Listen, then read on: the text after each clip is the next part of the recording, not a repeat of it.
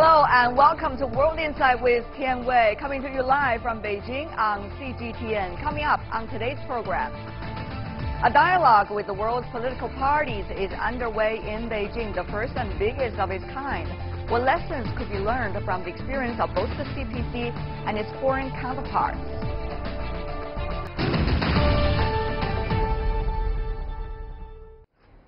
And we start today's program in Beijing. It's the second day of the gathering called the Communist Party of China in Dialogue with the World Political Parties High-Level Meeting.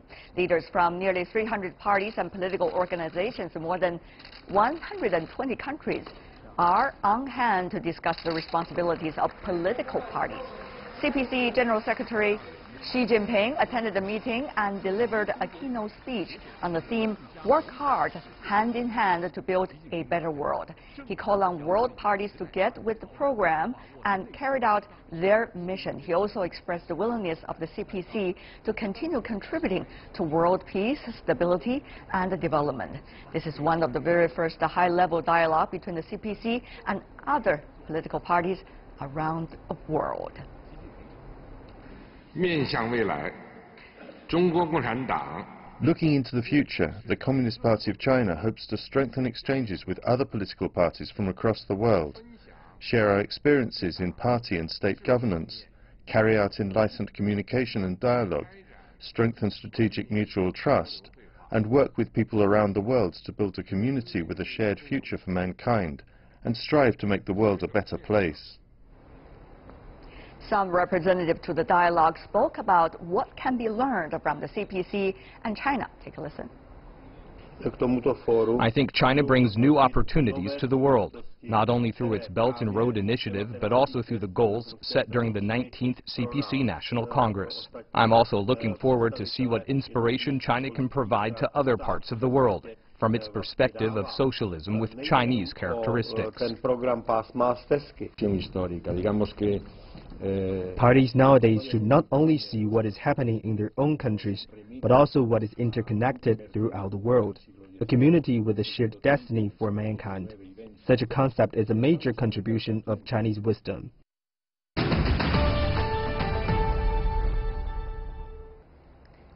And for more on the high-level meeting of the world political parties, we are joined in our Beijing studio by Victor Gao Zhikai, our current affairs commentator. Welcome, sir. And also in D.C., we have Joe Rubin, former Deputy Assistant Secretary of State from the United States. I want to welcome to the both of you. Mr. Gao, I want to start with you. Since you're here in China, and you know this is one of the very first high-level political parties gathering, quite a number of them. Why this party, this gathering? This gathering, this dialogue is truly unprecedented. That's never happened before in recent memory, not on such a global scale with such a massive participation. I think the underlying message is clear. In more recent years, many people, including many major political parties in other countries of the world, are curious about what's happening in China, why China has managed to achieve so much progress and transformation, what's the role of the Communist Party of China, and how does the Communist Party of China manage to make all these achievements. And I think to satisfy this curiosity and to provide answers to their questions is a main responsibility of this dialogue. Of course, CPC also wants to learn from other political parties in other parts of the world so that they can work together going forward to make greater progress for the common prosperity of mankind. Mr. Rubin, I understand there are also some American political parties attending, for example, from the Republican Party, but not necessarily, you know, the party whip. So the question is, what kind of inspirations can the parties share with one another? How relevant are political parties these days in international politics, and let's just say also international relations? Yeah, no, this is a great question, and it's a strong symbol for China to be able to convene political parties from around the world. And in the United States context, political parties are central to our ability to organize and make effect in politics. And we have a two-party system, but we have more than two parties, clearly. And I think for China to engage in this discussion of political party organizing, lessons learned, building bridges to other political parties around the world, it strengthens their ability to then influence the politics as well in those countries. So it's a very savvy move. There's substantive areas where lessons can be shared, right, but also it does increase their influence in other countries. Let's talk about that, the influence. I mean, the Chinese President Xi Jinping, who is also Secretary of the Chinese Communist Party, talking about China is not to export its model, but China is not to import others' model into China, but rather learn from the others. What does it mean? Because after the 19th Party Congress, when China was talking about the China model, some people are suspicious, Mr. Gao, about whether China wants to export so-called its political system and the party system to the others. And Xi explained quite clearly at this time that China is not trying to do that. Well, as General Secretary Xi Jinping has very eloquently pointed out, China is now practicing socialism with Chinese characteristics. This is very unique to China and very much suited to the circumstances here in China. It cannot be implemented by any other country in the world. Therefore, China does not have an ideology to export to other countries. China does not have a model readily exportable to other countries where other countries can just pick it up and implement in their own countries. On the other hand, while China is eager to learn from all the other countries in how they practice and how they perform and achieve transparency, but there is no single model in anywhere in the world that China can import back to China. Yeah, but you know, Dr. Gao, when your economy is growing fast, when you become the engine of the world economy, when you are getting ever more influential in the world, people want to know your model. People want to know how it works in your country, and they sometimes imitate, and sometimes they draw inspirations from. So when you are saying you're not advocating your model, when you're saying you are not exporting your model, what is likely to be China's reaction and Chinese Communist Party's reaction to others try to imitate? Well, if we look at the experience and track record of China over the past 4 decades, including what the Communist Party of China has successfully done in China, several things really stand out which can be of relevance to all the other political parties in every country in the world. That is, how to maintain stability at home and how to keep peace abroad and how to refuse to be complacent with your progress and achievements and how to be always innovative, to push the edge of the envelope and try to come up with more reforms and constantly implementing reforms. And I think in this area, all the other political parties can benefit from exchanging ideas with China and learn from China's experience. Talking about China's experience, one of the most important things is China is opening to the world, and reform and opening up has been once again committed during the 19th Party Congress. Mr. Rubin, many are asking what kind of reform is China having in mind, trying to do it in the very near future, and what kind of opening up spirit China could maintain and probably even prosper in the near future when China is becoming ever more richer than it used to be. Well, certainly when it comes to reform for China in the economy, in the economic sector, that is where the greatest improvements can be made for engaging the rest of the world. And China's economy has been in many ways closed off to much of the investment from around the world. The United States, for years, we've been engaged in trying to open up the Chinese markets, protect American intellectual property from our businesses. And essentially, as President Trump and Democratic leaders as well have called for, reducing the trade imbalance. So that's an area of reform. Now, politically, though, it's very important to understand that in the United States, our political parties are not seen as the government.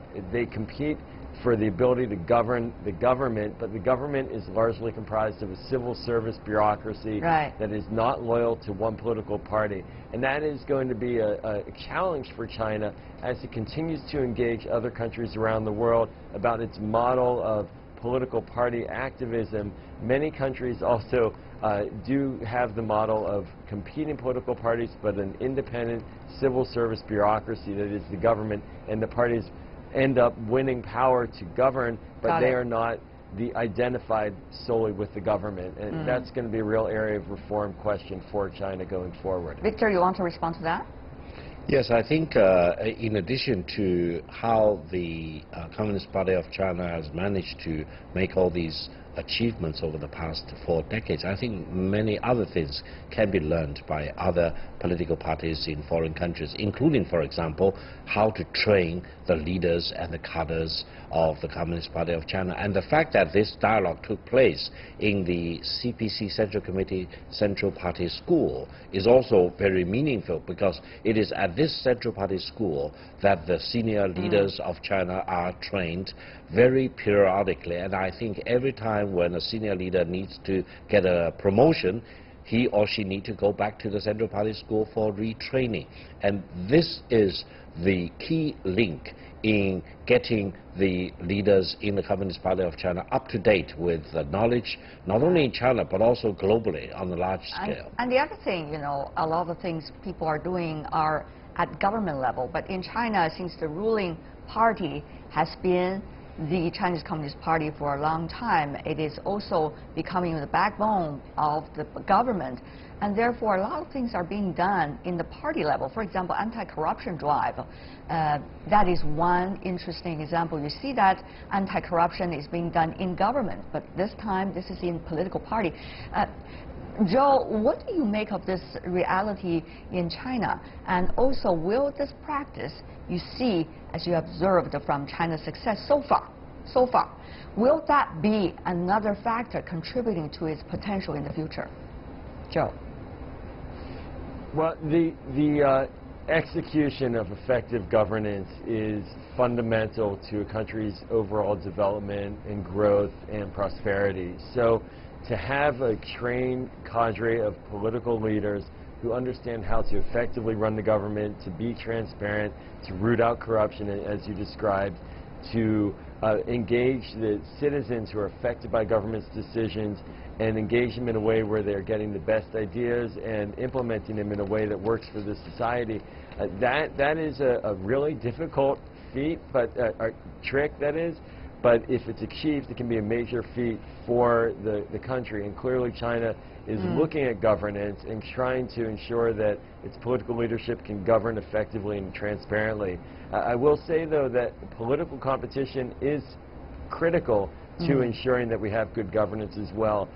In the United States, we have this idea that if the government's not working, throw the bums out, as we say, and elect some new leaders. And that is a level of accountability to the public that we have in our system. It's never perfect, but it's essential to ensure that the government is doing what it says it's trying to achieve.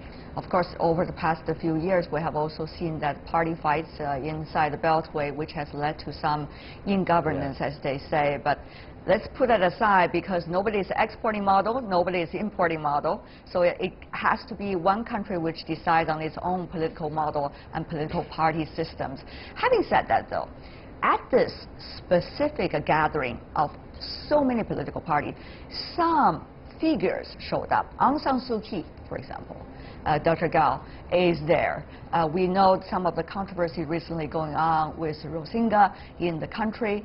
And we also see, Dr. Gao, for example, the ruling party leader from South Korea. We understand China and South Korea over the past few months or even 1 year has not necessarily been in close contact due to the THAAD system controversy. And now this time, South Korean ruling party leader is coming to China to that conference. So it seems this party politics goes on, or Congress going on among those parties, are actually creating some kind of possibilities for politics among countries.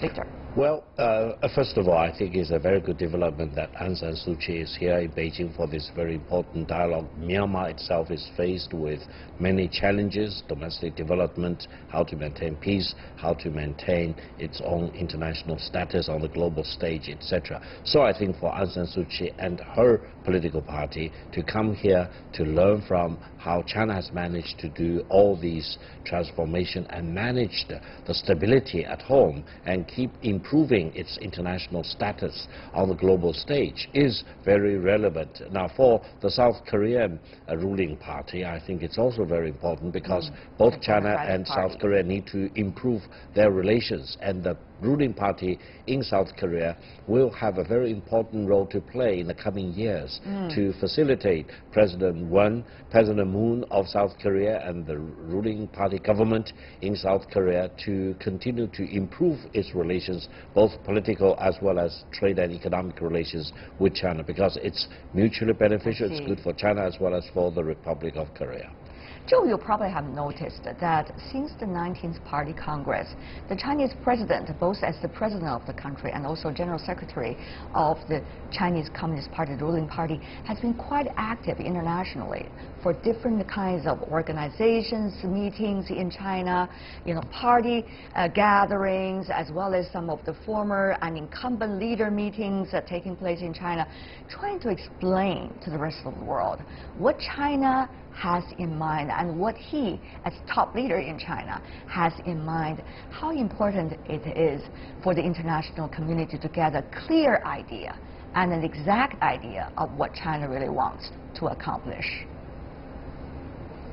Well, President Xi has clearly positioned himself internationally as the leading voice of the political leadership around the globe. He has positioned China effectively, and the United States is looking now to China on a number of issues for assistance, be it North Korea and the nuclear program, other issues in the region that we could look into in greater detail. But the bottom line is what you're saying is accurate, that China and President Xi right now are, in a way, setting the agenda internationally in terms of international engagements on a variety of issues. And that is good for China. It is essential, though, that China begins to look at this role not as just about China. The question is, how will China engage multilaterally through the United Nations in the economic sphere, in the trade sphere, in the security sphere, and take on some responsibilities globally that many leaders around the world have been looking to them to do. Now is the window. But I do think for the United States as well, it's very controversial as well. There's a lot of concern that the United States is losing its leadership role. Certainly President Xi has done nothing to dissuade commentators from viewing it as such, and he's definitely making his presence felt. I see. Victor, is China trying to seek a leadership role? China said not. Of the world, but China certainly have a very big agenda about how itself and together with others can move forward. President Xi, after all, talking about a shared future, a common community. Definitely. I think the more China becomes transparent, the better for the rest of the world. And transparency not only applies to the Chinese government, Chinese military, but also very importantly to the Chinese Communist Party, the ruling party here in China. China, I think, can make the greatest contribution to mankind, to the world at large, by keeping its own house in good order, because this will ensure that China will live in peace, in stability, and will make great contribution to mankind. And other countries can come and see what's exactly happening, and I think to become more transparent, to become more accountable and more responsible is the right thing for China to do, both for the government, military, as well as for the civil society and for the Communist Party of China. Right.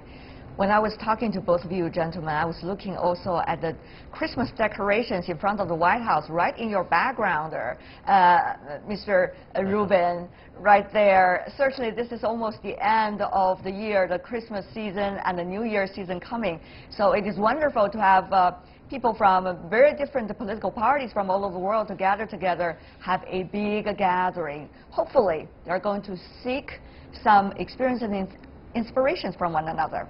But for now, we did have some inspirations and also insights from both of you. So thank you so much, Joe Rubin in Washington, D.C., and Victor Zhikai here in Beijing. Thank you so much, gentlemen, for being with us. And you're watching World Insight with me, Tian Wei, still to come on our program.